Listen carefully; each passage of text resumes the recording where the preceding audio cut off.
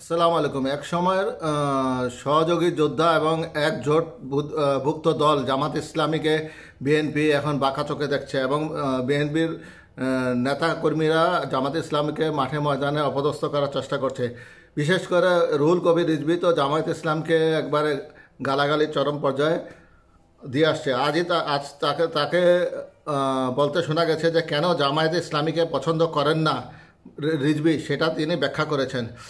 বাংলাদেশ জামায়াতে ইসলামী সবসময় মুনাফেকি করেছে এবং এখনও করছে বলে মন্তব্য করেছেন বিএনপির সিনিয়র যুগ্ম মহাসচিব রুহুল কবির রিজভী আহমেদ। বুধবার বিকাল 5:30টায় রাজশাহীর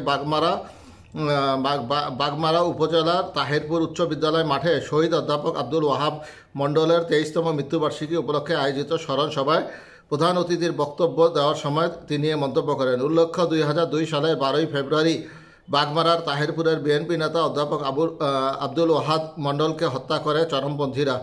রিজভী আহমেদ বলেন, আমরা জামায়াতকে সমর্থন করিনি। বিএনপির উদারতার কারণে তারা বাংলাদেশে প্রথম রাজনীতি করার সুযোগ পায়, কিন্তু সবসময় এই দলটি মুনাফিকি করেছে। মুনাফিকি ছাড়া আর তারা কিছুই করেনি। তাদের বিষয়ে দেশের মানুষকে সতর্ক থাকতে হবে। তারা মুখে ভালো কথা বলে আবার ভিতরে খারাপ চিন্তায় মগ্ন থাকে।